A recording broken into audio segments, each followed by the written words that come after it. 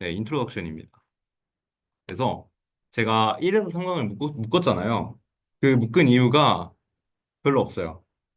그냥 보니까 방학까지 끝내려면 그냥 뭐라도 묶어야겠는데 뭘 묶을까 고민을 하다가 그냥 맨 앞에 있는 게 제일 쉽겠지 하고 묶었거든요. 근데 사실 3강은 없애도 돼요. 근데 1강하고 2강은 좀 많이 다르더라고요. 성격이. 그래서 약간 어떻게든 엮어보려고 얘기를 하긴 했는데 아무튼 이렇게 두 가지로 제가 진행을 할 예정입니다. 그래서 첫 번째가 코스 인트로덕션이고 두 번째가 이미테이션 러닝인데요. 코스 인트로덕션에서는 당연히 필요 없는 그런 내용들이 되게 많아요. 그러니까 공부하고 오신 분들은 알겠지만 그냥 뭐 과제가 나온다. 그리고 이 수업은 뭐 뭘 배운다. 뭐 이런 거 하는데 그런 거 다 빼고 하면 얼마 안 되긴 해요. 그래서 뭐 잘 묻긴 했다. 그래서 기계학습을 분류를 하면 지도학습, 비지도학습, 강화학습이 있다. 이 얘기는 되게 많이 들어보셨을 거예요. 그렇죠? 근데 여기 1강하고 2강을 관통하는 그 비교가 이 비지도학습은 별로 언급이 없고 지도학습과 강화학습의 어떤 그 대비를 많이 이제 얘기를 하거든요. 그래서 이제 1강이 이렇게 되고 2강 같은 경우에는 지도학습의 일종인데 강화학습의 프로토타입 같은 느낌으로 해서 이미테이션 러닝이 들어가는 거예요. 그래서 모방학습, 이미테이션 러닝이 지도학습의 일종인데 강화학습의 프로토타입으로 소개가 되고요. 자, 그래서 일단은 강화학습에 대해서 알아야겠죠. 강화학습이란 제가 갖고 있는 그냥 그 매테리얼을 다 가져왔습니다. 첫 번째, 이 주어진 상황에서 어떠한 행동을 취할지를 학습하는 것. 이거 마우스 커서 보이시죠? 주어진 상황에서 어떠한 행동을 취할지를 학습하는 것이라고 써 있어요. 요 책에 써 있고요. 그리고 위키피디아 봤는데 어떤 환경 안에서 정의된 에이전트가 현재의 상태를 인식하여 선택 가능한 행동들 중 보상을 최대화하는 행동 혹은 행동 순서를 선택하는 방법이라고 써 있고요. 그리고 세 번째로 경험으로부터 의사결정과 재활을 학습하는 접근 방식이라고 써 있습니다. 근데 저만 그런 걸 수도 있는데 저는 이런 거 봐서 전혀 이해가 안 되는 스타일이에요. 약간 정의 보고 이해를 한 번도 해본 적이 없는 스타일이거든요. 약간 예시를 보거나 아니면은 용례를 보거나 아니면 직접 해봐야지 이해가 되는 스타일인데 혹시 딱 이거 보고 이해가 되시는 분 있으실까요? 강학스. 네. 처음에 힘들 것 네. 같은데 뭔지 알아가지고 사실 아, 좀 들어보시죠. 네, 뭔지 그러니까 아니까 그러니까 네. 뭐 강화수가 뭔지는 아니까 그냥 읽으면은 이해는 되거든요. 맞는 근데 말이네 진짜 하면서. 예를 들어서 이미테이션 러닝은 잘 모르거든요. 네. 그걸 저렇게 써놨으면은 뭔 소리인지 몰랐을 것 같긴 해. 아, 저렇게 글로 써놨으면 그쵸. 아니면 피규어 같은 거 그리면 좀 쉬운데. 그쵸. 그래가지고 강학습 작동 방식을 이제 두 가지로 얘기를 해볼 건데 이제 두 번째가 이제 제가 강의에서 봤던 그 CS285의 접근 방식 그러니까 이제 지도 학습과 대조를 하는 방식이고요. 그리고 첫 번째가 이제 서툰 책에서 소개한 방식을 제가 그냥 기억을 해갖고 그거를 좀 예시를 통해서 설명을 드릴 거예요. 간단하게 그냥 준비를 했고요. 그래서 서툰 책 기반 설명을 먼저 드리면은 자, 일단 그 혹시 서툰 책 못 들어보신 분 있나요? 혹시? 그 서툰 책이 이건데요. 번역을 되게 조금 뭐지? 좀 양산형 사자 그 책처럼 해놨어요. 단단한 강화서 이렇게 해놨는데 영어 제목 원래 그 Reinforcement Learning and Introduction이라고 해서 굉장히 정성적인 그 이름이고 약간 강화학습계의 제일 유명한 교과서 정도로 생각하시면 될 것 같습니다. 그리고 이거를 예전에 공부를 했었는데 여기서 이제 나온 걸 보시면은 네 일단은 여기 터미놀로지랑 노테이션을 볼 거예요. 근데 이걸 그냥 보면은 그 작동 방식을 이해하는 거랑 똑같아요. 자, 그래서 일단은 요 강화학습이라는 거에는 environment, 환경과 에이전트가 있습니다. 에이전트 뭐 나 이렇게 생각하면 되겠죠? 혹시 에이전트 사전 접속이 어디 있어요? 모르죠. 몰라요. 약간 에이전트는 에이전트로밖에 번역을 안 해봐갖고 그냥 안 하는 게 나고. 안 하는 게 나은 것 같아요. 그냥 그럼 에이전트, 에이전트가 에이전트. 안 하는 게 네. 에이전트는 스테이트, 상황과 리워드, 보상을 받아가지고 액션을 내뱉어요.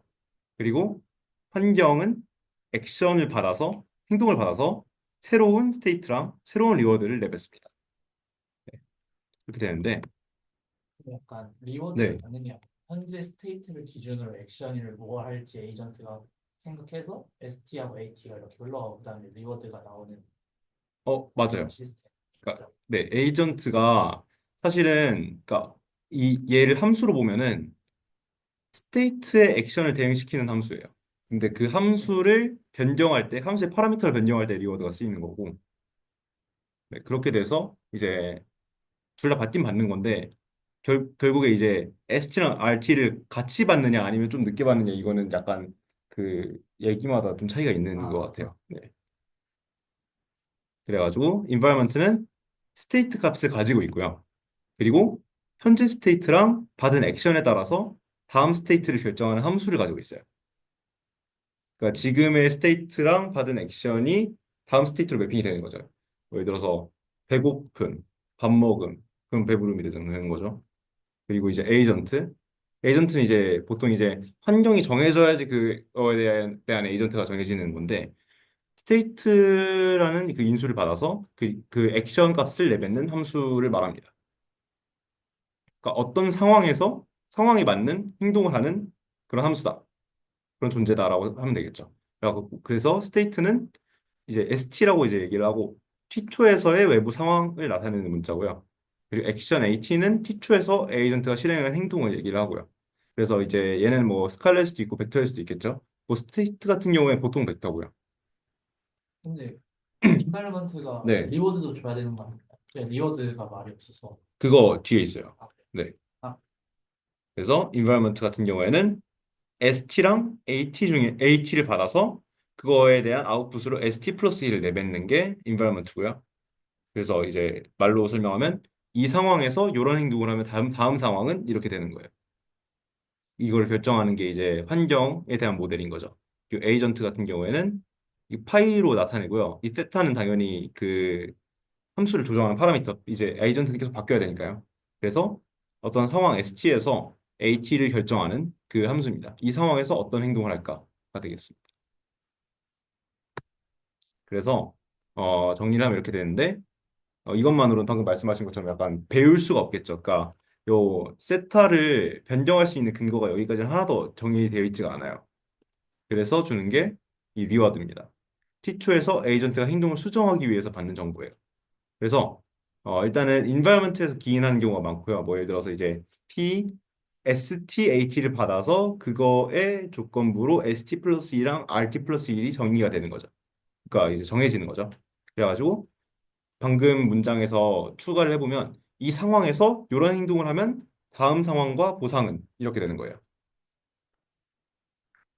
그래서 이제 에이전트 내부에 존재하기도 한다고 이렇게 적어놨는데 실제로 그러니까 뭐 예를 들어서 사람이 그렇죠. 세상에 대해서 사람이 이제 에이전트라고 하면은 그 에이전트 내부에 존재하는 어떤 리워드가 우리를 이제 뭐 이끄는 그렇게 생각하면 되는데 이거는 나중에 그 약간 뇌과학 얘기도 한 페이지 넣어 나가고 이거 설명하겠습니다. 그래서 근데 네, 저 내부에 존재한다는 게 네, 사실 리워드가 그 환경에 리워드가 이렇게 다 있는 거고 네. 에이전트 내부에 있는 거는 본인이 현재 가지고 있는 총 리워드를 얘기하는 거 아니에요? 아, 좀 다른 얘기. 제가 얘기한 거는 약간 그 뭐지? 그러니까 말씀하신 건 약간 환경에서 받은 리워드를 조금 저장하고 있는 그 근데 말씀이신 에이전트 거죠? 내부에 존재하기도 함. 네. 저 얘기가 네. 그 얘기인지 아, 궁금해서. 그것도 맞는데 그 얘기는 아니고요. 아, 제가 얘기한 거는 그러니까 이걸 어디까지 에이전트로 보느냐에 따라 다른데 그래요? 네. 그러니까 외부에서 명확한 그 리워드가 주어지지 않을 수도 있잖아요. 네, 그러니까 게임 같은 경우에 뭐 테트리스라고 하면은 한 줄을 깨는 건 확실한 리워드인데 네, 근데 뭐 우리가 세상을 살아가는 데 네, 있어서 리워드라는 거 존재하지 않으니까 네. 저희가 내부적으로 리워드라는 그런 시스템을 막 갖고 있어야 되잖아요. 네. 에이전트. 네. 네. 그래야지 강학습이 돌아가니까. 그래서 이제 에이전트 내부에 존재하기도 한다고 이제 얘기를 했고 그리고 에이전트의 목표는 리워드의 총합을 최대화하기가 되겠습니다. 그러면 에이전트는 페인트를 받아서 네. 액션을 뱉는 함수 그 자체인 네네네. 근데 그 함수를 보통 직관적으로 폴리시라고 하잖아. 그러니까 에이전트는 약간 액션을 수행하는 객체고 그쵸. 근데 뭔가 그 파이는 사실 에이전트가 수행할 수 있는 액션을 어떻게 좀 파라미터화할 수 있는지 그렇게 그거라고 음, 말하잖아. 그 자체라기보다는 그 파일을 수정할 수 있는, 그러니까 이 파일을 수정할 수 있는 알고리즘까지 포함한 것이 에이전트다라고 말씀하시는. 그냥 파일을 수행하는 로봇 같은 게 그냥 약간 네, 껍데기까지 네, 껍데기까지 네, 추가해줘라. 껍데기 그냥 그건지 궁금해서. 근데 그게 맞는 것 같긴 해요. 그러니까 이 파이는 따로 이제 정책이라고 부르잖아요. 폴리시라고 부르잖아요. 그렇기 때문에 이제 뭐 요거랑 요걸 조정하는 이제 알고리즘까지 포함해갖고 그걸 에이전트라고 부르는 게 맞는 것 같긴 해요. 그걸 수행하는 로봇이라는 가상의 존재까지 해서. 음. 네, 그러니까 지금 먼저 하세요. 그 로봇까지 포함을 하게 되면 네, 약간 이게 할 때 애매해지잖아요. 에이전트가 결국 폴리시를 학습을 해야 되는 건데 네. 로봇을 포함하게 되면 실질적으로 액션을 했을 때 그 액션대로 원하는 로봇이 원하는 대로 움직이지 않을 수 있는데 그것까지 음, 고려하는 폴리시를 작성을 해야 될 것 같은데 아, 그러면 네. 대상의 일부는 이제 외부에 있고 일부는 에이전트 내부에 있는 거예요. 약간 아, 애매모호하죠. 저도 그래서 헷갈렸던 게 네, 스테이트가 예를 들면은 로봇이라 생각하면은 로봇이 외부 환경은 다 똑같아도 거기서 그 로봇의 어떤 상태에 따라서 액션이 달라질 수 있는 거 아닌가? 그러니까 이게 그러니까 로봇이라는 자기 몸도 네. 그 어떤 환경의 일부라고 볼 수 있다는 거죠. 그러니까 에이전트를 환경하고 구별해서 생각이 잘 안 되는 거 다른 음, 얘기인가? 같은 비슷한 비슷한 얘기 얘기를 같은데, 네. 제가 또 책을 볼 때 좀 좋겠던 거는 쪽에서는 말하는 게 폴리시를 제외한 모든 걸 보통 다 그냥 인터넷부터 본다 약간 그런 식으로 음, 됐던 것 같기도 하고 어디까지 딱 잘라갖고 사람이라고 하면은 뇌까지 자를 것인가? 아니 그래서 뇌에 싱크가 그뭐 강화 그거까지 자를 것인가? 신경까지 자를 것인가? 아니면 손까지 자를 것인가? 근데 아까 그 정책에 따라서 움직이는 게 로봇이 그대로 움직일 수 없다라고 말씀하셨는데 그게 약간 어떤 의미인지 잘 모르겠어요. 제가 생각했던 거는 정책에 따라서 지금 뭐죠 관절을 10도 움직인다 그러면 로봇이 딱 10도 움직이는 게 아닐 거니까 약간 그거를 생각했습니다. 실제로 10도를 안 움직일 수 있다. 물리적인 세계니까 아무래도 네. 완벽하게 10도로 움직이진 않지만 뭐 10도에 근접한 어떤 거로 움직일 거고 그것마저도 나중에는 이제 정책이 고려를 해갖고 알고리즘을 수정을 해야 될 텐데, 아, 그럼 이제 그건 환경이라고 봐야 되는 거 아니냐? 약간 이런 공정상의 문제로 10도 움직이려 했는데 9.8도 움직일 수 있는 거잖아요. 근데 결국에 그게 다 익스펙테이션으로 다 들어가가지고 결국에 하게 되지 않나? 그러니까 10도 움직여야 된다. 네, 이게 디터미니스틱하게 가정을 안 하잖아요. 저기 보면 다 P로 돼 있어서 네. 확률이라서 네. 결국에 그런 가정도 다 들어가 있는 거 아닌가? 네. 그러니까 근데 어디에 들어가 있느냐라는. 그러려면은 근데 네. 10도 움직이는 그것까지 이제 인바로먼트에 들어가 있어야지 되는 거 쪽에 인바로먼트에 등록하게 돼. 저도 폴리시를 딱 알고리즘 그 자체만 들어가고 그런 뭐 로봇이나 이런 것도 다 스테이트에 들어가야 된다고 생각해요. 저도 그쪽이 맞는 것 같아요.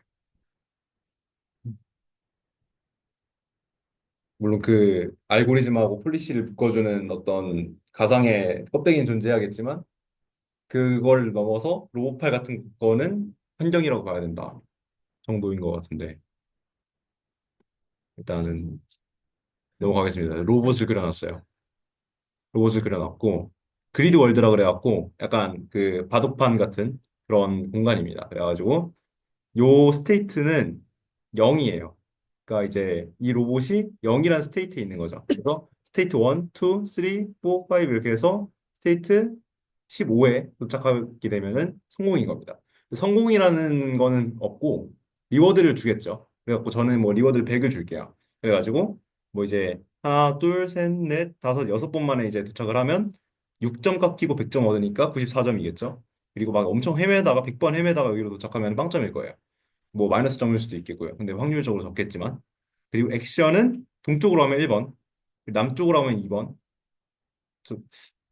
왜 시계 방향으로 했는지 기억이 안 나는데 서쪽으로 하면 3번, 그리고 북쪽으로 가면 4번입니다. 그래가지고 그래서 액션, 그러니까 그 행동 공간, 액션 공간이 1, 2, 3, 4가 되는 거고요. 그리고 상태 공간이 0부터 15까지가 되는 거예요. 네. 그래서 지금은 스테이트 0이고요. 뭐 리워드 0에서 시작을 하겠죠. 그래가지고 얘는 어떤 그 정책을 가지고 있냐면 지금 보이시나요? 네. 이렇게 하면은 대충 보이죠? 대충 느낌 오시죠? 0가 이제 스테이트가 0일 때 액션 2, 스테이트가 1일 때 액션 3, 이거 이런 거예요. 이렇게 그 에이전트가 생각을 하고 있는 거예요. 그래가지고 방금 스테이트 0을 받았잖아요. 그래가지고 스테이트 0일 때 액션 2가 발동이 된 거예요. 그리고 액션 2로 간 거예요. 그러면 액션 2가 인바이러먼트로 전달이 돼서 그 다음 리워드 모든 트랜지션에서 마이너스 1을 준다. 그리고 ST 플러스 1, 4로 갔죠. 그래서 4를 주는 거예요. 그래서 이 환경이 0에서 2를 선택하면 4를 주는 환경인 거죠. 되셨죠? 그리고 그 다음 4랑 마이너스 1이 왔어요. 그래서 얘는 4일 때 또 선택을 하겠죠. 4일 때 1을 내뱉어요. 동쪽으로 간다는 거예요. 동쪽으로 가요.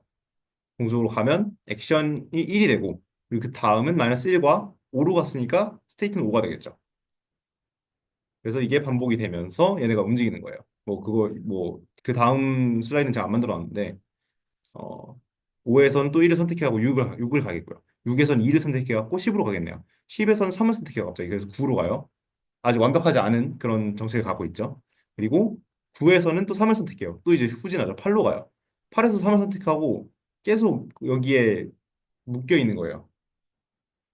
약간 그런 그 멍청한 로봇을 만들어 봤는데 이렇게 그 계속 마이너스 1을 받게 되면은 어떤 알고리즘에 의해서 얘가 학습을 해서 이 표를 좀 더 좋은 표로 만들어 줄 수 있겠죠. 이렇게 하는 게 강화학습이에요. 그 알고리즘 같은 경우에는 이제 저희가 배워 나갈 거고요. 그래서 이 리워드 있잖아요. 리워드는 에이전트가 모아뒀다가 나중에 이제 위에 표를 수정을 하는데 사용합니다. 그래서 이게 이 표를 수정하는 것이 강화학습의 핵심이고요. 네. 이게 여기까지 설명이었는데 추가로 이제 얘기를 하면은 그 마르코프 디시전 프로세스라는 게 나와요.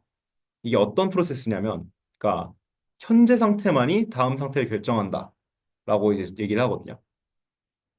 어, 예를 들어서 방금의 그리드 월드 같은 경우에는 뭐 예를 들어서 여기서 1, 2, 3, 4 중에 하나 선택하면은 무조건 다음에 가게 되는 스테이트가 명확히 정해지죠. 뭐 이런 것들이 MDP. 그리고 게임 도중에 판만 보고 참여할 수 있는 게임은 모두 MDP에 해당을 합니다. 게임 뭐 이제 두 턴 전에 있는 그런 정보가 필요가 없는 거예요. 그런 거 영향을 안 받으니까. 그래서 뭐 MDP가 아닌 것 얘기를 해보면은 제 입장에서는 이제 바둑 같은 상대에게 선택이 달려 있는 그런 게임은 그 상대가 뭐 어떤 선택을 할지 랜덤성이 있고 모르니까 그래서 MVP가 아니라고 할 수 있겠죠. 그리고 넥슨 게임 같이 이제 좀 논란이 있는 그런 게임들은 이제 일부 정보가 숨겨져 있는 게임이잖아요. 네, 그래가지고 이제 확률 조작 게임 같은 경우는 이제 그 MVP가 아니라고 할 수 있겠고요. 그리고 이제 유희왕 같이 이제 세 턴 뒤에 부활을 한다. 뭐 이런 것들 있잖아요. 걔네들이 이제 애초에 턴을 건너서 영향을 주는 그런 게임이기 때문에 MVP가 아니게 됩니다. 근데 저는 예전에 MDP를 처음 들었을 때 의문이 든 게 있었어요. 물리학 법칙을 다들 약간 관심이 있으신지 모르겠는데, 물리학 법칙에 따르면 최소한 이제 거시 세계에서는 모든 상황은 MDP거든요.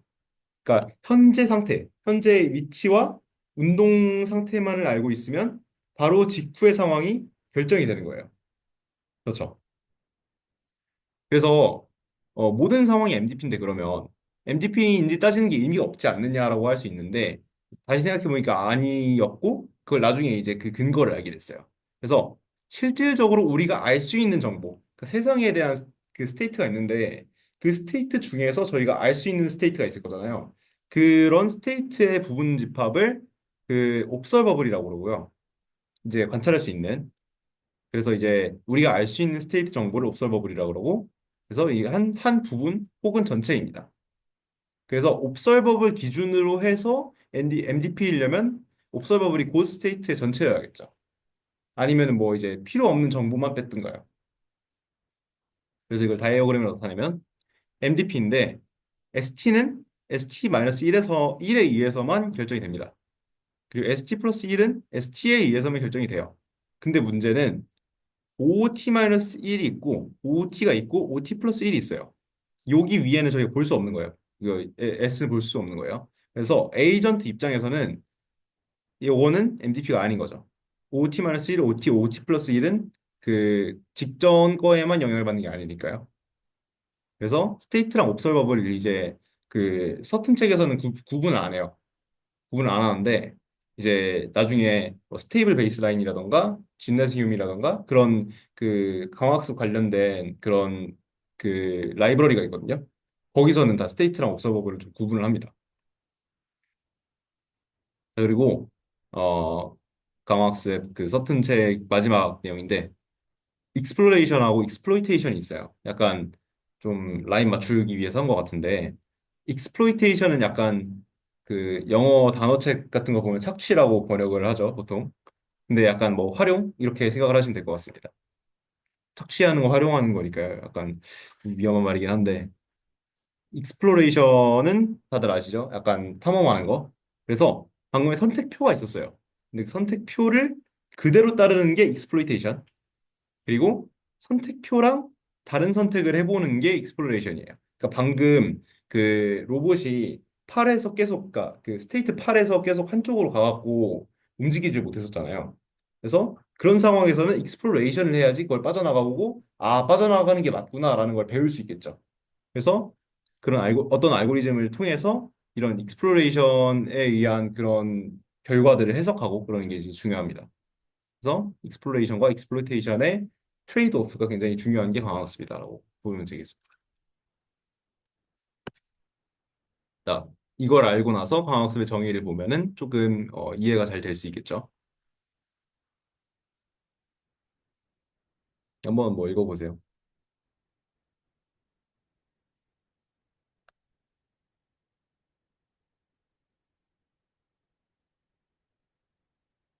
네.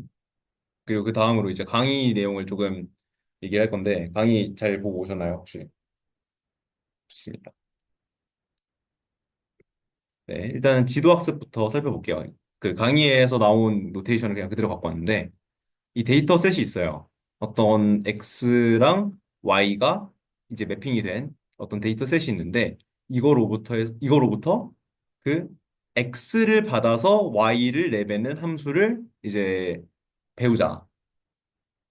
약간 이런 게 지도학습이 되겠습니다. 그래서 이 지도학습을 하려면 두 가지 과정이 필요하다고 해요. 첫 번째로 IID, 굉장히 많이 나오는 내용이죠. Independent and Identically Distributed. 그러니까 이거를 약간 우리가 시험 연습 문제를 풀어서 시험을 대비한다라고 생각하면 이제 인디펜던트 같은 경우에는 시험지에서 유형별로 묶여 나오지 않는다라고 생각하시면 되고요. 그리고 아이덴티컬리 디스트리뷰티드는 이제 그 연습하는 문제, 그러니까 이 데이터 셋하고 나중에 시험 보는 문제, 그 시험 본 데이터가 이제 같은 그 디스트리뷰션에서 나와야 되는 거니까 시험이 다 기출처럼 나온다가 되겠습니다. 근데 기출이랑 당연히 뭐 똑같은 문제가 나온다라는 건 완전 다른 얘기고요. 그리고 두 번째 가정은 연습에 필요한 그라운드 트루스 아웃풋이 알려져 있다. 그러니까 YAI가 다 있다는 거죠. 이거를 이제 시험 문제로 이제 대응을 하면은 기출 문제 정답지는 다 준다가 되겠습니다. 그래서 이게 지도학습이고요. 지도학습의 두 가지 가정을 얘기를 했고요. 혹시 뭐 질문 있으신가요? 네. 여기서 강화학습으로 넘어가는 건데 강화학습 같은 경우에는 이 두 가지 가정이 성립하지 않아서 강화학습을 하는 경우가 굉장히 많아요. 일단 IID가 아니다. 그러니까 시험지에서 유형별로 묶여 나올 수 있다. 그리고 시험이 다 기출처럼 나오지 않는다. 그리고 기출문제 정답지는 다 주지 않는다. YI가 애초에 없는 그런 문제들도 많다는 거죠. 그래서 이럴 때 강화학습을 쓰면 좋은데 그래서 연습에 필요한 그라운드 트루스 아웃풋이 알려져 있지 않으면 그 아웃풋을 사람이 직접 만들면 어떨까 해서 나오는 게 모방학습 이미테이션 러닝이에요. 그래서 이제 쌤이 풀어보고 이제 답지 다 만들어줄게 하는 거죠. 기출 문제에 대해서. 그게 이미테이션 러닝인데 문제는 첫 번째 과정이 성립하지 않는 거에서 문제가 생기고 그게 렉처 2의 내용이에요. 소리 잘 들어가고 있죠. 그리고 그래서 옳은 선택이 아니라 성공하고 실패 자체를 교보제로 삼아야 되는 그런 상황인 거죠. 그 지도학습이 안 되는 경우에는. 그래서 그럴 때 강화학습을 사용하는 겁니다. 그래서 강화학습의 장점을 이제 강의에서 정리를 해주는데 옳은 선택을 배우는 것이 아니므로 생각지 못한 선택지를 개척해서 새로운 해법을 찾을 수가 있습니다. 그래서 사람에게 배우는 것만으로는 의미가 없는 영역에 적용하기 되게 좋고요. 그래서 이러한 약간 이머전트한 특징이라고 그러죠. 창발적인. 그래서 이러한 특징을 심층 강화학습에서 특히 두드러진다고 해요. 그래서 적용 분야 정리하면은 로보틱스, 게임, 그리고 그 약간 교통 통제에도 쓰인다고 해요. 그리고 그 랭귀지 모델 파인 튜닝 할 때 쓰는 거는 다들 뭐 익숙하실 거고, 그리고 이미지 제너레이션에도 쓴다라고 하고, 그리고 방금 그 시작하기 전에 얘기했던 칩 디자인에서도 좀 쓰인다고 합니다. 근데 이미테이션 러닝 아까 네, 말씀하셨을 때 그거 강의에서 좀 언급해 주나요? 아니면 어떤 거요? 저 슬라이드에 나온 내용 끝이나요? 어떤 이미테이션 했을 때. 이거요? 저 슬라이드에 내용 나온 내용 끝이에요. 강의에서. 아니요. 그 더 하는데 아직 렉처 1. 아, 네. 저 원이요. 네네.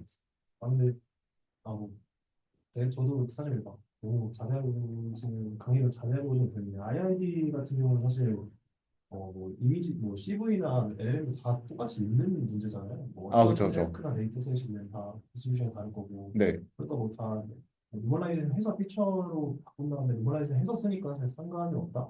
약간 그렇게 그냥 뭐 다 안 되지만 그냥 하고 있는데 강학습이 음, 이것 때문에 안 된다는 쪽은 좀 약간 미스리딩하지 않나라는 생각이 들고 음, 어, 저는 설득이 됐는데 강의에서도 근데 이렇게 나오지 않았나요?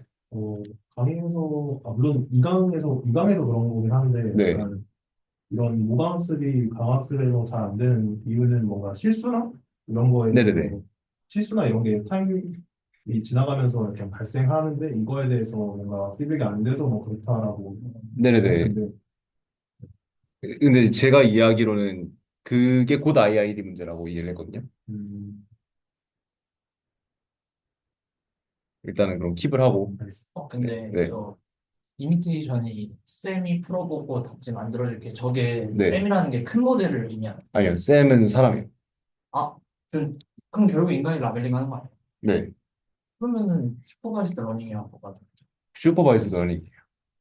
그럼 왜 이미테이션 러닝이라는 거야? 슈퍼바이스드 러닝의 일종인데 강화학습과 닮았어요. 네. 아, 네. 주지 않는다라고 돼 있는. 다 주지 않는다? 그러니까 뭐 주지 않는다나 다 주지 않는다나 저는 같은 거라고 생각하고 쓴 거긴 한데 주지 않죠. 그러니까 주지 않는 상황에 대해서 이제 푸는 그런 문제인데 혹시 약간 그 둘의 다른 점에 대해서 약간 생각하신 건가요? 근데 뭐가 다른지 좀 이해가 안 됐어. 아, 주지 않는다랑 다 주지 않는다요? 아니. 어떤가요? 그러니까 답지 만들어줬는데 네. 답지 주지 않는다라고 돼 있는 거지. 이거 약간 시간 그 뭐지? 아, 그러니까 이거 강학습이구나, 지금. 네, 아니, 헷갈렸어. 강학습이고 네, 알았어. 제가 약간 PPT를 조금 대충 만들어 갖고 그렇습니다. 일단은 요거 방금 말씀하신 거는 그 약간 강학습이, 킵을 하고 렉처 2 할 때 이제 얘기하도록 할게요. 아, 그리고 약간 질문하실 때 그냥 끼어 드셔도 돼요. 아, 그래서 이런 것들이 있고 얘네들은 이제 사람이 가르쳐 준 것만 배워봤자 의미가 없거나 또는 사람이 모든 상황에 대해서 일일이 정답을 가르쳐 줄 수 없는 그런 영역에서 굉장히 유용합니다. 뭐 예를 들어서 로봇이 팔이 여기부터 여기까지 있을 수 있는데 여기서는 이렇게 움직여라, 여기서는 이렇게 움직여라 하면은 이제 얘네 사이에 있는 곳에서는 어떻게 움직이는지 모르죠. 그리고 마찬가지로 뭐 칩 디자인 같은 경우는 사람보다 잘 디자인을 하기를 바라는 건데 정작 얘네가 사람을 따라가면은 의미가 없을 거잖아요, 별로. 그래서 이런 분야에 좀 적용이 많이 된다라고 하면 되겠습니다. 강학습의 기원은 그냥 귀찮아서 한 페이지만 준비를 했는데요. 일단은 제가 뇌과학에 굉장히 관심이 많기 때문에 여기 뇌과학 좋아하시는 분 계시고 네. 세 명이나 뇌과학에 관심이 많습니다. 저 스키너라는 사람이 이제 심리학 이론에서 강화학습을 이제 디라이브를 했다라고 설명을 하고 있었고요, 강의에서.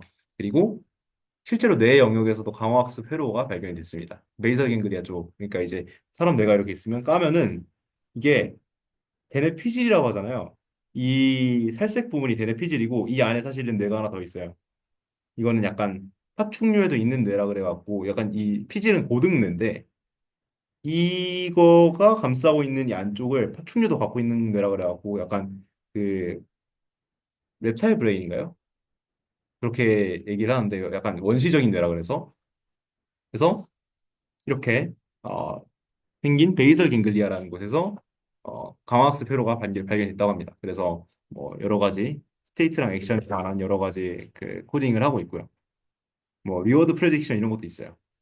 그래서 얘네가 그 강화학습과 관련된 회로다. 그리고 그 여기서 이제 끊고 그 두 번째 강의로 넘어가도록 하겠습니다. 두 번째 강의 이제 이미테이션 러닝인데요. 이미테이션 러닝은 이제 저도 이미테이션이라는 단어를 처음 알았는데 모방학습이라고 합니다. 그래서 각각의 상황 S에 대해서 올바른 행동 A를 정해두고 이를 지도학습으로 알려주면 어떨까라고 해서 이미테이션 러닝이 나온 건데 이제 약간 behavioral learning이라고도 하고요. 그리고 결과는 별로라고 합니다. 그래서 이전 세션에서 그 모방학습의 문제를 이제 다뤘었는데 이제 두 가지 가정이 성립을 안 한다 했잖아요. 강화학습 문제에서는. 근데 두 번째 문제를 해결을 했어요. 해결을 했지만 첫 번째 문제가 아직 남아 있는 거죠. 근데 이게 어떤 형식으로 남아 있느냐? 시험이 다 기출처럼 나오지 않는 이유가 이제 디스트리뷰셔널 시프트 프로블럼이라고 그래가지고 이러한 문제 때문이에요.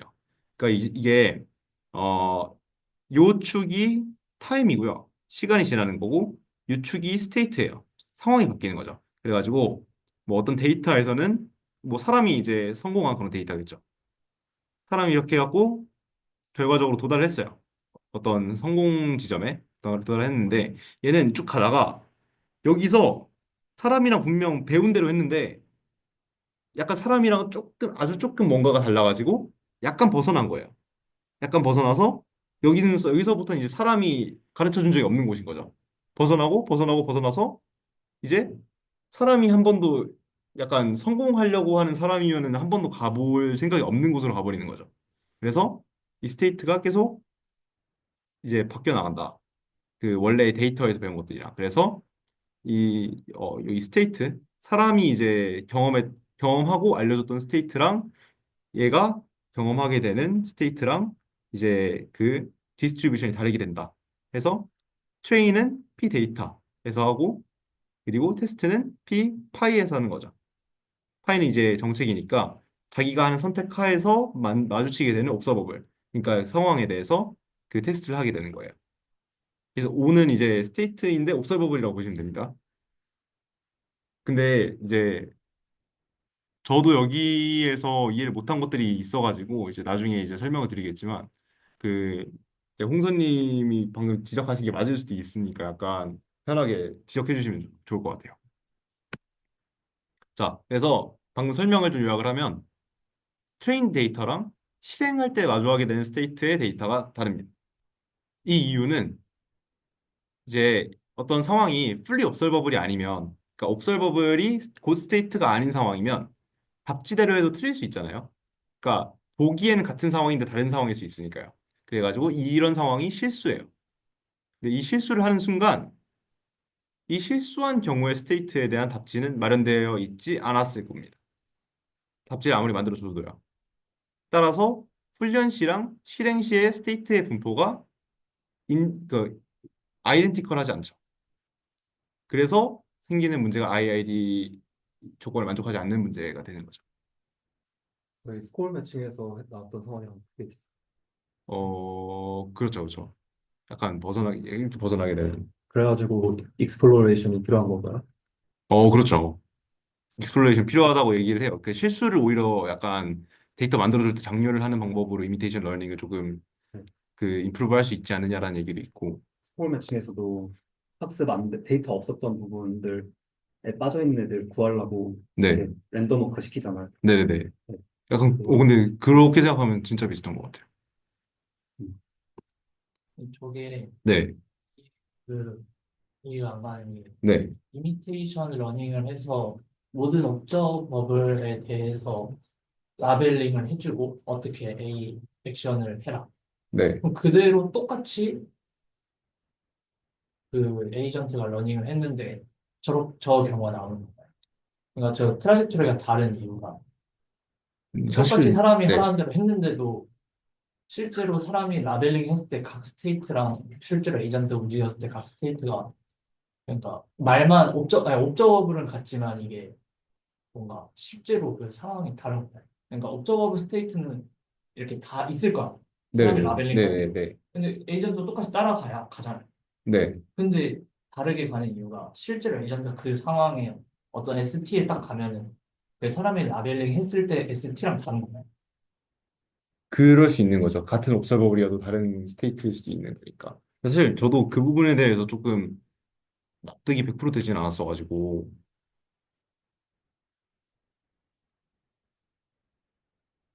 이해하시면 전 이해가 잘 안 돼가지고 확실히 이해하시는 프로젝트를 분. 다른 이유가 잘 이해가. 좀 질문이 한 번 더. 아니 사람이 라벨링한 대로 그대로 사실 트레이닝이 아니 그러니까 저게 다 이미테이션 러닝에 관한 내용이야 지금 저 트레이닝 그 트라젝토리 전 슬라이드. 네네네네네. 다 이미테이션 러닝. 근데 사람이 라벨링을 다 하면은 트레이닝을 할 필요가 있나요? 이때 이렇게 해라 이때 저렇게 근데 해라. 사람이 이게 모든 상황에 대해서 다 이제 그거를 주는 건 아니고 아마 뭐 드론 운행하는 걸 고치면은 이 경로에 대해서는 잘 이 데이터가 쌓여 있을 거 아니에요. 근데 네네. 이 경로에서 벗어날수록 이게 점점 실제 우리가 그러니까 막 여기에서 여기까지 가야 한다고 하면 이렇게 가고 하는 데이터는 다 있는데 네네. 우리가 사람이 모든 그 사람이 모은 데이터가 막 이렇게 가고 하는 이 주변 상황을 다 모든 그 스테이트를 다 만들어서 줄 수는 없으니까 그거에 대해서 되게 약해진다는 얘기. 그러면은 여기서 여기까지 가는데 사람이 가지고 있는 데이터가 이렇게 한 10개 정도 있다고 치면은 네. 각 스테이트별로 그러면은 결국에 얘가 여기까지 갈 때 이제 그 10개 중에 하나를 선택해서 가는 건 아닌 거예요. 그냥 그러니까 그쵸. 라벨링이 다 되어 있는데 그럼 라벨링을 하는 이유가 뭐예요? 그러니까 이 10개의 패스에 대해서 그 세타를 파라미터 업데이트를 하고 어떤 그런 파이 A, 파이 세타에 대해서 그러면 그 이후에 너가 알아서 움직여 이렇게 되는 거예요. 그러니까 데이터가 유한한 개밖에 없는 문제라고 생각하는데 실제는 이제 컨티뉴어스 하니까 디스크리트하게 데이터 아무리 해도 뭔가 오차가 발생을 하겠죠 현실하고 그러니까 조금씩 이렇게 변화하는 거니까 완전히 똑같은 상황을 가정하면 그냥 그대로 따라가면 되는데 네, 우리가 하고 싶은 건 뭐 자율주행 아니면 뭐 숲속에서 뭐 드론을 움직여야 되는데 그리고 날씨도 다를 수 있고 아니면 그게 카메라 각도가 조금 틀어진다거나 아니면 이런 피지컬 세계에서 오류가 쌓이다 보면은 이게 조금 잘못했는데 여기서 어떻게 하지 하다가 오차가 점점 쌓여가지고 아예 그 밑에 가서 아예 급다는 느낌으로 가요. 아, 초기 그 조건 문제. RNN 같은 경우도 이제 그러니까 RNN뿐만 아니라 말코프친을 가정하고 있으면은 항상 되게 언급이 되는 문제인 것 같아요.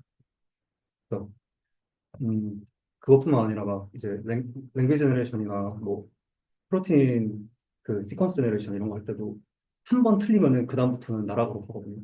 아, 음, 뭐 초기 조건이나 그런 거에 대해서 좀 예민한 거구나. 저 초반에 잘 맞히고 있다가도 한 번 틀리면 그 다음부터 이게 오류가 쌓인다는 말씀이 진짜 맞는 것 같아요. 그러니까 그 앞에 틀린 거에 고려해서 다음 확률이 있는 건데 지금 그러니까 말컵 체인 가정은 근데 그 확률 자체가 틀려버려 있으니까 그 다음 확률은 더 틀려 있고 그런 개념인 것 아, 이해가 됐어. 저 궁금한 건데, 네. 아까 처음에 지도학습이랑 강학습의 차이가 강학습은 IID 가정을 안 해도 잘 된다. 네, 그러면은 그게 이제 어떻게 이론적으로 보면은 지도학습의 경우에는 IID가 있을 때 어쨌든 충분히 크면은 근사가 충분히 잘 된다. 이런 게 있는데 IID가 없으면은 그런 게 안 되는데 근데 네, 강학습의 경우에도 동일하게 이게 진짜 본질적으로 뭔가 이 변하는 디스트리뷰션 시프트가 일어나면은 그거에 네. 대해서는 근사를 못 할 것 같은데 음, 그러면은 사실 어떻게 보면은 강화학습이랑 지도학습이랑 동일한 문제를 가지고 있는 게 아닐까 그런 생각을 했습니다. 음.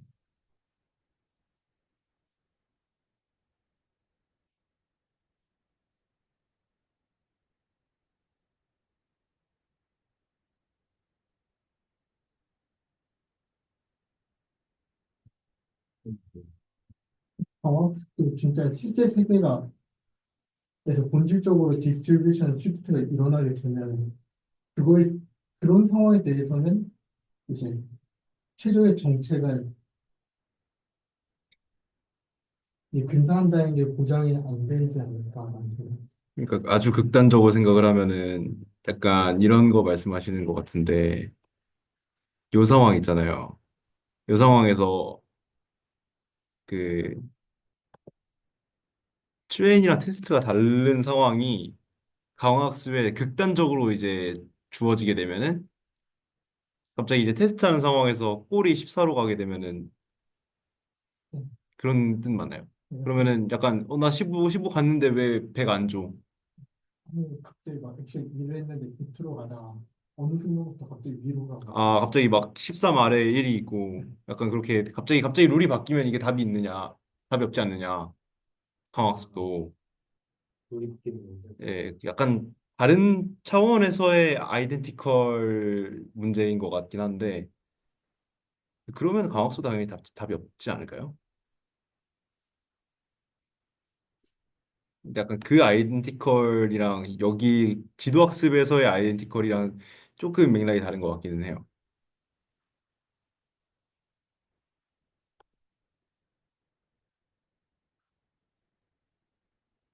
그러니까 그 스테이트를 바꾸는 컨디션을 학습한다고 생각하면 안 될까요? 스테이트를 바꾼 컨디션이요. 왜냐면 저도 제가 풀어야 되는 문제긴 하거든요. 스테이트가 이제 어떤 물질이 들어왔을 때 환경 자체가 바뀌는 경우에 이제 세포가 어떻게 반응할 것인가 그런 거를 학습을 시켜야 되는데 그럴 때 저는 이제 강학습으로 한 건 아니지만 강학습으로 풀어하는 시도들을 많이 봤거든요. 음, 네, 그럴 때 그 스테이트를 일정하다고 놓지 않았던 스테이트 스페이스를 아, 그래서 스테이트 스페이스 자체가 이제 변할 수 있다는 거죠. 스테이트가 변할 수 있는 게 아니라 네, 스테이트 스페이스 자체가 변할 수 있다. 그럴 수밖에 없다는 거죠. 그럴 수 있죠. 그런가? 근데 아니면은 네, 착착한 이해가 안 되는 게 스테이트가 변하는 것까지 스테이트 그 환경이면 되는 거 아닌가? 그쵸, 그쵸. 그렇게 근데 놓을 수 그게 있을 것 같은데. 근데 그게 어디서 한계가 생기는 거죠? 그러면? 그러게요. 근데 세포 같은 거 아까 예를 들면 사실 그 변하는 게 너무 컨티뉴어스하게 변하기도 하는 또 뭐라고 해야 되나 저희가 다 정의하려는 게 어렵지 않나 그런 생각 변하는 것까지 전부 다 스테이트로 하면은 너무 커지는 거죠. 무한대가 네. 되는 거죠. 그게 사실 스테이트 저희가 보는 스페이스가. 목적어로밖에 없더라고요. 변수 하나당 차원 하나씩 추가되는 거죠. 끔찍하네요. 스테이트가 무슨 말인지 점점 모르겠어요. 그러니까 어디까지가 저 스테이트냐라는 게 네모판 봤을 때는 당연히 1이 스테이트고 2가 그, 저, 스테이트고 저, 저, 하는데 그러니까 지금 말이 저 1이 똑같은 1이 아닐 수도 있다는 얘기잖아. 그 나중에 말씀을 시간이 하시는 것 지나면 같아요. 네. S1이 계속 바뀔 수도 있다는 뜻이. 저는 계속 스테이트를 그 에이전트가 존재할 수 있는 공간상에서 한 점으로 이해를 하고 있거든요. 그것만이 벡터, 스테이트는 벡터 아니죠. 하나 거기서 아, 그게 약간 그리드 할 때 약간 같은 그리드 의미. 네. 그리드가 아니라도 네. 예를 들면은 그 그리드가 로봇이 그리드를 움직이는 상황이 아니라 그 그리드 그러니까 로봇 자체가 그냥 그 1,1 이렇게 되어 있다고 생각하는 거죠. 네. 그리고 만약에 로봇이 다른 로봇이다. 그러면 그만큼 차원이 추가되는 거예요. 아, 그죠. 네. 1,1이면 약간 또 팔이 이렇게 돼 있고 다리가 이렇게 돼 있고 그래서 이런 상태를 결국은 얘기하는. 에이전트가 어떤 속성을 가지는지도 그냥 인바이러먼트로 다 포함시켜버리는 걸로 이해하고 있거든요. 예. 에이전트가 어떤 속성을 가지고 어떤 선택을 할 수 있고 어떤 스테이트에 있을 수 있는지는 환경에 종속되는 게 일반적으로 맞는 걸로 알고 있어요.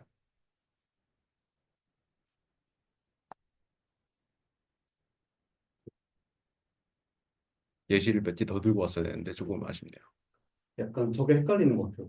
그리드 위에 로봇이 네. 움직인다 하면은 그럼 로봇은 거기서 뭐야? 이게 좀 헷갈리는 것 같아요. 아, 근데 뭐 스테이트라고 하면은 체스판의 현재 상태도 스테이트일 수 있고요. 근데 체스 말도 스테이트 있어요. 체스 말이, 그러니까 그걸 부호화를 하면서 그게 스테이트죠. 그러니까 이제 폰 1은 그 몇 콤마 몇에 있고, 뭐 룩 2는 몇 콤마 몇에 있고, 뭐 그런 뭐 이제 표가 있으면 그게 자체가 스테이트가 되는 거죠. 그 표 빼고 다 스테이트라고 생각해요. 그 알고리즘만 딱그 에이전트에 있는 거고 나머지는 그냥 다 스테이트라고 생각하면 되죠. 뭐, 네. 추가적인 모방학습의 문제. 이거는 너무 당연한 문제예요. 다 만들 수 없는 경우가 있죠, 답지를. 뭐 예를 들어서 멀티모달하고 컨티뉴어스한 스테이트를 얘기를 하거든요. 그 강의에서. 그러면 이제 뭐 예를 들어서 소리라 그러면은 소리는 굉장히 컨티뉴어스한 그런 데이터잖아요. 그래서 이제 기출 문제가 무한기가 되는 겁니다. 그래서 얘네들을 다 라벨링하라 그러면 큰일 나겠죠. 그래서 이런 상황에서는 조금 이제 이미테이션 러닝이 힘들다. 그래서 정리를 하면은 첫 번째, 방금 디스트리뷰셔널 시프트 프로블럼 때문에 IID가 성립하지 않고요. 두 번째로, 스테이트가 멀티모달하고 일부는 연속 변수일 수도 있습니다. 그래서 그 인간이 답지를 만들 수 있는 게 유한하기 때문에 그런 거랑 이제 배치가 되는 거죠. 그래서 요거를 해결할 수 있는 방법을 얘기를 해요. 근데 해결을 해봤자 그냥 그게 그거라고 얘기를 결국엔 하긴 하거든요. 첫 번째로 이제 어 이게 첫 번째로 돼야 될 것 같아요. 완벽한 답지는 없다. 답지를 최대한 완벽하게 만들어서 실수를 줄이면. 이게 약간 비슷한 얘기 하신 거죠. 그때 방금 말씀하셨을 때. 아니에요? 이미 다 그 각 스테이트에 대해서 액션을 정리를 해놨는데 그게 어떻게 벗어날 수 있느냐 약간 아, 그런 얘기 네. 하셨잖아요. 그러면은 답지를 완벽하게 만들면 되지 않느냐라고 할 수도 있고. 그래서 약간 그거의 일환이 될 수 있겠죠. MDP가 아니라면 전 스테이트가 아니라 전전 스테이트, 그 전 스테이트까지 모두 인풋으로 넣으면 MDP가 아니라는 걸 조금 극복할 수 있지 않느냐 할 수 있겠고. 그리고 방금 훈련되지 않은 영역으로 이제 실수하면 들어갈 수 있다 했잖아요. 그래서 실수할 영역까지 미리 데이터로 이제 라벨링을 해놓으면 어떠냐. 그러니까 이제 사람이 그 뭐 드론을 조종할 때 약간 실수를 한번 해보는 거죠, 일부러. 그런 다음에 사람이 이 실수를 한 상황에서 어떻게 돌아오는지를 학습을 시키는 거예요. 그래서 약간 그런 것도 데이터에 넣을 수 있고. 그리고 무한한 스테이트에 대해서 어떻게 좀 극복을 하느냐. 그 액션을 연속 확률 분포로 모델링을 하거나 또는 애초에 그 스테이트들을 이산 변수화하면 되지 않느냐. 그러니까 이제 좀 이제 그리드로 나눠가지고 한다던가 할 수 있겠죠. 그래서 이런 것들이 나옵니다. 그래서 실수할 영역까지 미리 데이터에 넣어 훈련시키자라는 해결책으로 미스테이크와 코렉션 데이터를 포함해서 데이터를 증강하자. 그리고 요거랑 이제 비슷한 방식이 대거 방식이라고 나옵니다. 그리고 두 번째로 답지를 최대한 완벽하게 만들어서 실수를 줄이자가 나오는데 이게 MDP가 아니라면 전전 스테이트까지 모두 인풋으로 넣자. 두 번째로 연속 확률 분포로 모델링하자. 그리고 세 번째로 이산 변수화하자가 이렇게 되겠습니다. 그래서 여기부터는 제가 그냥 강의 노트를 그냥 뺏겨왔는데요. 이제 대거라는 방식이 있어요. 대거는 이제 지금 이 P 데이터랑 P 파이가 다른 게 문제잖아요. 그래가지고 어 여기서 이 순서를 보시면 일단 이 파이를 훈련해요. 그러니까 사람이 만든 데이터로부터 사람이 이제 드론 조종하면서 만든 데이터로부터 훈련을 하고 이 로봇한테 이 배운 거 바탕으로 한번 행동하게 해요. 그러면 이제 성공하는 게 있겠고 실수하는 게 있겠죠. 실수해서 막 벗어나는 게 있을 거예요. 그런데 이 실수에서 벗어나는 거에 대해서 사람한테 다시 물어봐요. 얘 너가 알려준 대로 이렇게 하다가 이렇게 실수했는데 이렇게 실수할 땐 어떻게 해야 돼? 물어봐요. 그러면 아 이거 이렇게 하면 돼라고 사람이 알려주겠죠. 그러면 그거를 휴먼 데이터에 다시 넣는 거예요. 그렇죠. 그럼 그거를 바탕으로 해서 다시 트레이딩을 하면은 이제 사람이 벗어난 거에 대해서도 그 학습을 하게 되겠죠.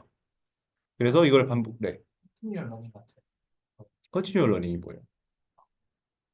계속 데이터 계속 지금 계속 데이터 계속 들어가고 계속 훈련. 네네네. 아, 그런 비슷한 개념인 거. 아, 그래서 컨티뉴어는 뭔가 시간이 다른 것 같지만 이거는 뭐 데이터셋을 여러 개 만드는 거 아니에요? 그게 훈련되고 하면 근데 컨티뉴얼 러닝도 결국에 외부에서 데이터가 계속 들어오는 환경에서 하나의 모델 가지고 계속 훈련하는 거랑 저는 비슷하다고 생각을 했습니다. 비슷한 면이 있는데 풀고자는 문제가 좀 다른 것 그죠? 같아요. 훈련하는 문제는 컨티뉴얼 러닝은 예전 원래 학습한 내용을 어떻게 기억시킬 것이냐, 그죠? 약간 이런 얘기. 근데 이것도 결국에 그게 중요하지 않나요? 그거예요? 그 네, 약간 그 카타스트로핑 예전에 먹은 것도 다시 먹게 하는 그거예요? 뭐, 컨티뉴얼 러닝? 뭐 엠리스트로 따지면은 1, 2, 3만 훈련시켜 놓고 네. 4, 5, 6이 들어왔을 때 빨리 배우고 1, 2, 3도 까먹지 않고 그럼 그러면 이제 1, 2, 3 클래스가 점점 섞어서 늘어나는 1, 2, 3 섞어갖고 이제 4, 5, 6도 다시 배우고 그거죠. 네, 1, 2, 3 그대로 있고 4, 5, 6도 있고 근데 저거 약간 문제가 네. 뭔가 예를 들어서 아까 도로 아니 뭐 드론의 뭐 주행이라고 하는 네. 첫 번째 주행 막 이런 거는 좀 까먹지 않아요. 어차피 파라미터 계속 업데이트 돼가지고 그럴 수도 있어요. 음, 컨티뉴얼 러닝도 자꾸 까먹는 문제가 있는데 약간 음, 그게 있지 않을까 생각이 듭니다. 만약에 조금 파라미터 기반 방법이면 확실히 조금 그럴 수 있을 것 같아요. 근데 그게 아니라 만약에 표 기반으로 해서 이럴 때 이렇게 해라 저럴 때 저렇게 해라 그런 식으로 배운 그런 데이터면은 뭐 이제 새로운 게 들어간다고 해서 뭐 원래 있던 거 쓰지 않겠죠. 그리고 마르코프가 아니면 그냥 무식하게 첫 번째부터 다 넣자 라고 해서 이런 식으로 넣는 건데요. 같은 이제 웨이트를 공유를 해갖고 그 직전, 직후 다 넣어요. 그래서 트랜스포머 같은 걸 이제 이용을 해갖고 시퀀스 모델 이용해서 이거를 이제 그 인코딩을 하는 거죠. 뭐 이런 식으로 할 수 있고 그리고 연속 확률 분포 모델링이라고 해서 뭐 믹스처 오브 가우시안을 사용할 수도 있고 레이턴트 베리어블 모델을 사용할 수도 있고 그리고 디퓨전 모델을 활용할 수도 있고 이렇게 해서 이제 저희의 그 폴리시를 조금 이제 빈 부분들을 연속 확률 분포 모델링을 통해서 채울 수 있는 거겠죠. 그리고 애초에 연속하게 안 하고 이산화를 해서 하자. 그래서 이산화하면은 대표적으로 나오는 게 어트리그레시브 모델이죠. 이제 뭐 전 걸 바탕으로 해서 그 다음 거, 그 다음 거, 그 다음 거 해야 되니까 당연히 그 디스크리트한 거에 대해서 다루는 그런 모델이고요. 그래서 어트리뷰시 모델이 나오고, 그래서 이 정도가 이제 해결책으로 나오는데 여전히 이미테이션 러닝이 문제점이 많이 남아 있죠. 첫 번째로 사람들이 이제 귀찮다. 이제 강의 노트에서 나온 표현을 빌려왔는데 사람이 이제 그 데이터를 제공해야 되고 이거는 유한할 수밖에 없다. 그래서 이제 저는 사람도 귀찮다라고 이제 요약을 했고요. 두 번째로 사람이 몇몇 이제 액션을 제공하는 데는 좋지 않아요. 사람도 못한다. 그러니까 이제 제가 사실은 이미테이션 러닝의 스킴을 저번 학기 논리 설계 수업을 들으면서 그 테트리스 깨는 그 베릴로그를 만들었었어요. 물려요. 네. 테트리스로 그러니까 베릴로그로 테트리스를 깨야 돼요. 150줄을 깨야 돼요. 그래갖고 저는 그냥 칩 크기를 줄여가지고 그거 가산점을 최대한 많이 받아서 깨는 그러니까 그 10등인가 했는데 사실 저는 한 10줄 깼거든요. 근데 이제 제가 테트리스를 못하니까 제가 가르쳐봤자 10줄 이상 안 깨지는 거예요. 제가 이런 상황에서 이렇게 해라 저런 상황에서 저렇게 해라 하는 걸 모든 경우 수를 다 만들어갖고 그거를 베릴로그로 이제 만들었어요. 그거를 뭐, 그러니까 약간 조건문 같이 이용해서 했어요. 근데, 와, 아무리 해도 저보다 잘할 수 없잖아요. 이미테이션 그죠? 러닝은. 그러니까 아무리 해도 10줄 이상 안 깨지는 거예요. 딴 사람들은 80줄 깼다는데. 그래서 저는 이제 좀 전략적으로 해갖고 잘하긴 했는데, 뭐 어쨌든 사람도 못한다. 이게 굉장히 중요한 부분이라는 걸 좀 깨달았어요. 자, 그리고 지금까지 얘기한 걸 약간 또 다른 말로 바꾸면 모방학습은 익스플로레이션이 없는 거죠. 방금 이제 강화학습 같은 경우에는 익스플로레이션과 익스플로이테이션의 트레이드오프라고 얘기를 했었는데 모방학습 같은 경우에는 익스플로레이션이 없어서 새로운 길을 개척하지 못한다. 그래서 익스플로레이션을 하는 방법론은 강화학습이 되는 겁니다. 여기까지가 발표고 이제 제가 이해하지 못했던 것들이 두 가지가 있는데 그 방금 그 드론 얘기하면서 디스트리뷰셔널 시프트 프로블럼이 있다 했었는데 그거 관련해서 수식이 있었거든요. 그리고 두 번째로 그 저희 그 이미테이션 러닝을 좀 개선하기 위해서 하는 방법 중에서 멀티태스크 러닝이라는 게 조금 제안이 됐었어요. 근데 이 두 개에 대해서 제가 명확하게 이해를 못하고 이제 발표 준비를 해갖고 그냥 이제 슬라이드만 갖고 왔습니다. 요거랑 이제 멀티태스크 러닝인데 혹시 이거에 대해서 약간 조금 이해를 하신 부분이 있으실까요? 요거는 개인적으로 진짜 조금 많이 어려워갖고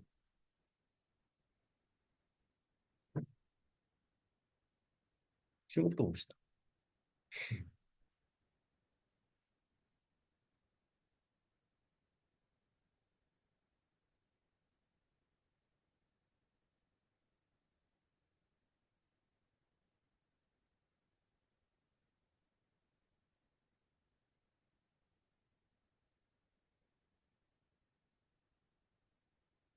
번째가 더 중요한 내용 같으니까.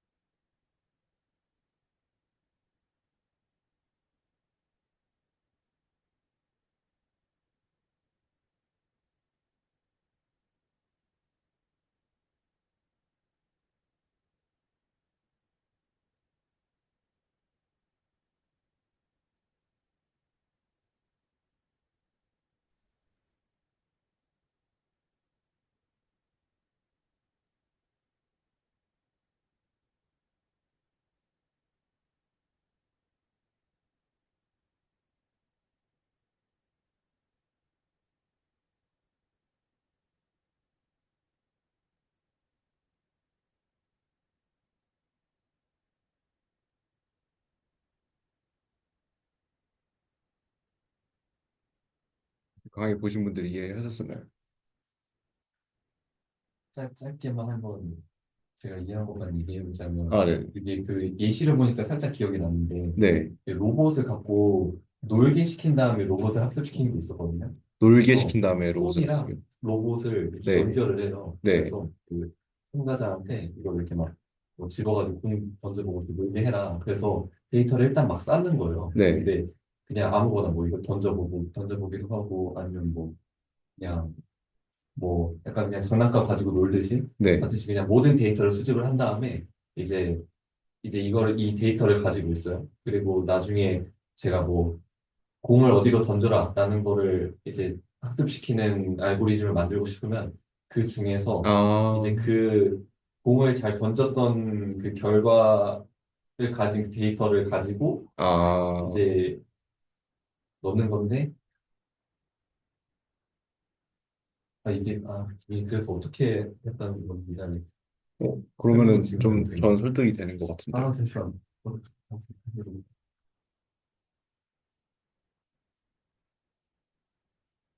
저도 뭐 저는 그냥 사실 깊게 이해하려고 하지 않고 그냥 영상 강의 듣는데 뭐 그냥 느낀 거는 그냥 태스크를 여러 나눠서 각 데이터 셋이라도 태스크나 뭐 목적 같은 거를 다르게 해서 할 수 있잖아요. 네. 그렇게 해서 그냥 뭔가 다양한 방법을 통해서 학습을 하면 조금 나을 수 있다.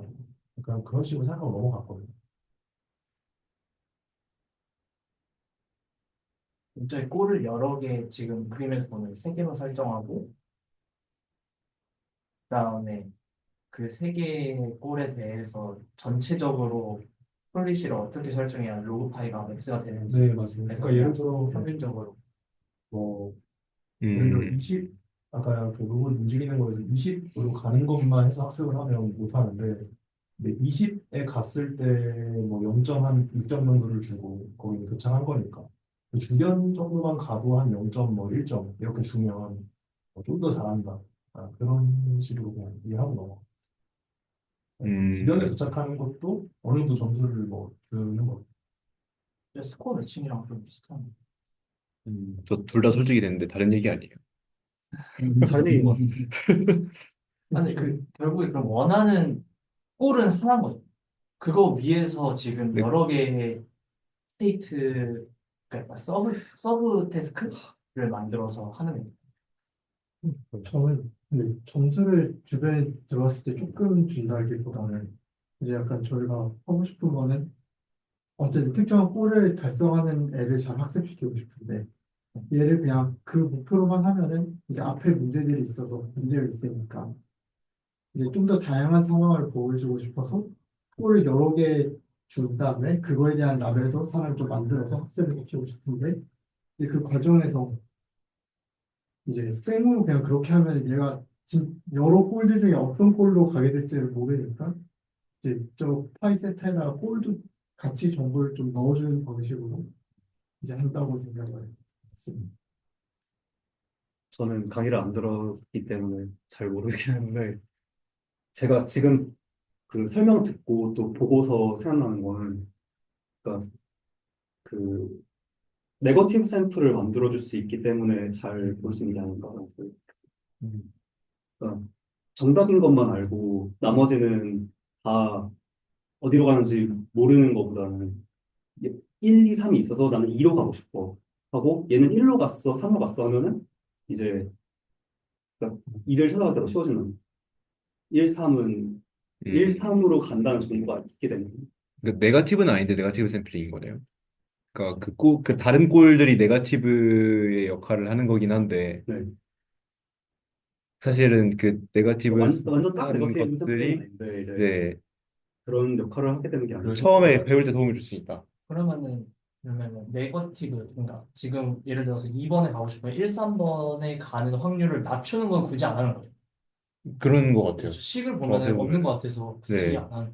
안 낮추는 텀을 따로 넣지 않아도 데이터에 그게 있는 것만으로도 약간 컨트라스티브 네, 같은 컨트롤. 효과를 줄 수 있는 게 아닌가 하는 생각이 그러니까 들었어요. 약간 1에 가봐라고 하는 것보다는 1, 2, 3 중에 일단 하나에 가봐. 그리고 간 다음에 너가 어디 갔는지 알려줘. 라고 그쵸, 하고 그쵸. 그 데이터에 대해서 1, 2, 3인 걸 이제 표시를 해준 다음에 나중에 너 방금 1로 간 거 기억나지? 그거에 대해서만 한번 진행을 해볼래? 하는 식으로 이해를 하면 될까요? 저는 좀 그렇게 보이긴 하는데 그래서 잘 모르겠어요. 그런 정보를 조금 더 잘 준다는 개념인 것 같아요. 그러니까 저게 드론을 만약에 운행해서 2번을 네, 가야 되는데 네. 2번에 대한 정보가 뭐 만약에 2번으로 한 30% 정확하게 가고 있어. 아니면 80% 정확하게 가고 있어. 이러면은 점수 하나인데 이제 너는 지금 2번으로는 30% 가고 30% 가고 있고 1번으로는 지금 80% 가고 있어. 좀 막 방향을 돌릴 거 아니에요. 그런 음, 식으로 저 하나에 대한 정보만 있으면 모르는데 내가 1번이랑 3번이 더 가까워? 그럼 이건 아닌가 보다 하고서 이제 좀 가지고 있는 정보를 그냥 더 많이 준다는 개념. 확률 공간에 대한 구분을 좀 잘 아, 시킨다. 약간 디시전 바운더리를 조금 명확하게 해준다는 느낌도 좀 있는 것 같고. 그러면 결국에 그 서브 태스크로 1번, 2번 가야 되는데 2번에 대한 데이터는 있는 거고 1번하고 3번이 필요한 거잖아요. 1번하고 3번을 저 자동차나 뭐 드론이 직접 한번 가보게 해서 데이터를 얻는 거. 아니면 이거 근데 그 이미테이션 러닝이니까 사람이 하는 건 맞는 것 같아요. 데이터도 사람이 다 제공해주는. 네네. 아, 데이터 결국에 데이터 많이 늘려서 하는 거. 어떻게든 데이터 전체 가니까. 데이터는 훨씬 많아지겠네요, 그럼. 네, 그렇죠. 원래는 이제 S2에 대한 데이터를 엄청 많이 늘리는 게 목표였다면 지금 S1도 많이 필요하고 S3도 필요하고. 개수 똑같이 해도 잘 하지 않을까요? 개수 한정해놓고 S1, S2, S2, S1, S2, S3를 분배시키는 거하고 S2만 가지고 있는 거하고 했을 때. 이게 정확히 퍼포먼스 어떻게 나오는지는 논문을 봐야겠네요. 그러니까 S2에 대한 샘플이 오히려 줄었는데도 네. 똑같이 나오는 거면 그건 신기할 것 같긴 해요. 그러니까 저기 넣어놨지 않았을까? 그렇겠죠. 잘 되니까 넣었겠죠.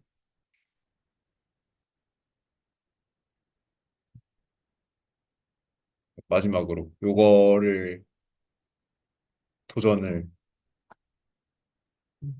저거 조금 네, 저기 얘기하는 게 약간 결국에는 실수를 하나도 안 하고 엑스퍼트처럼 완벽하게 행동하는 이제 에이전트를 만들 수가 없다는 거를 시각적으로 대충 보여주는 것 같거든요. 아, 그래서 저게 일단 최소한 증명이 좀 더 쉽지 않나요? 한 세 줄로 지금 앞에서 증명해줬던 것 같은데. 아까 잠깐만요. 영상에도 한번 이제 뭘 제일 앞에서 엄청 쉽게 한 세 줄로 증명해준 걸 보이는 것 같아요. 잠깐만요. 이거를 볼 수 있나? 화면 공유가.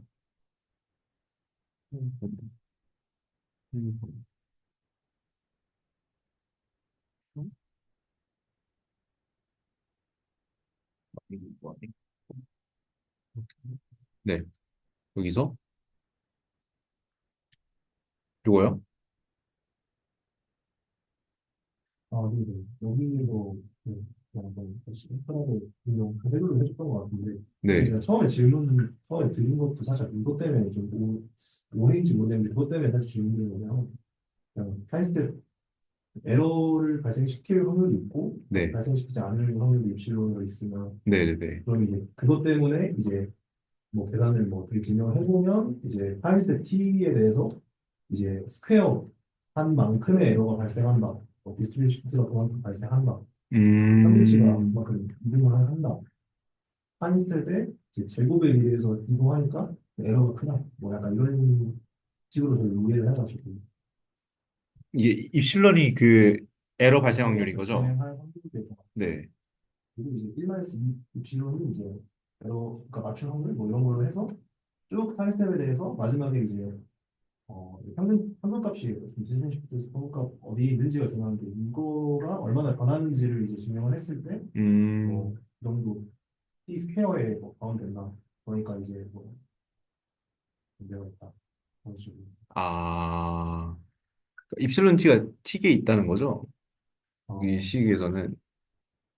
그러니까 네, 그 입실론 T 그런 거. 스케일로 T의 항이 있고, 그래서 익스펙테이션, 그러니까 이제 저 C가 코스트인데, 이게 틀리면은, 그러니까 틀리고 맞고에 따라서 0과 1이 결정되는 거잖아요, 네. C가. 그래가지고 그거의 익스펙테이션이, 그러니까 얼마나 틀리는지가 이 입실론 T 제곱에 비례한다. 라는 결론이 그러니까 나오는 에러가 거죠. 크니까 디스트리뷰션 시간에 따라서 발생할 수 있다. 그러니까 이제 시간에 따라서 그 익스펙테이션, 그러니까 에러의 익스펙테이션이 시간의 제곱에 비례하게 커진다.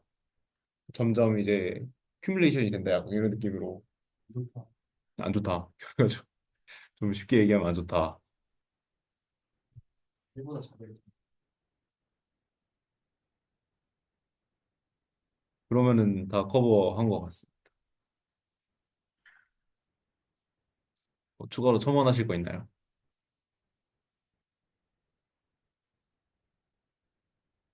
치 노멀라이제이션, 네. 모티베이션하고 좀 비슷한 거. 여기도 저런 그래프 있고, 치 노멀라이제이션 저런 거 있는데 아, 그래요? 배치노움도 저게 이제 있어요? T 말고 네. 뎁스라고 생각하면 뉴럴 네트워크 뎁스라고 생각하면 아, 네네네. 저런 그림이 나오거든요. 아, 그래요? 네. 그 뎁스가 깊어질수록 그게 네, 조금 그게 심해져요? 처음에 이렇게 잘못 웨이트가 잘못 살짝 업데이트 되거나 네. 그러면은 그게 나중에 실제 꼴하고 그 차이를 보면은 이렇게 보거든요. 음. 그래서 노멀라이제이션을 해야 된다. 그 아, 모티베이션 전에 이제 그 배치 노멀라이제이션, 그러니까 노멀라이제이션 자체를 말씀하시는 거죠? 네, 배치 노멀라이제이션. 그래서 조금 좀 뭔가 비슷한 것 같아요. 그러니까 물론 원래 RL에서 아, 나오는 거긴 하지만 레이어별로 네, 노멀라이제이션 해야 되는 레이어 노멀라이제이션 이유에서. 하는 이유가 그건데 음, 좀 비슷하다고 생각을 했어요. 그래서 처음에 질문드린 것도 IID 프라그램이 RL만 있는 게 아니라 뭐 이미지 같은 것도 필요할 때 이미지가 음, 있으면 다르다. 네네네. 그래서 그냥 정렬이어 하나 넣으면 사실 배치는 거예요. 이제 네. 레이더버레이션이나 이런 거 넣으면 사실 해결된 건 아니지만 이제 그냥 하고 있잖아요. 다들 그냥 네, 네. 근데 이제 RL만 IID 프라그램 때문에 슈퍼바이스 러닝이 부적합하다는 뭐가 좀 아니지 않을까. 요즘에 음, 최근에 드러난 건 아니지 않을까. 음. 오, 공감이 좀 되네요. 좋습니다. 그러면은 발표는 마무리를 할게요. 네. 공유 중지.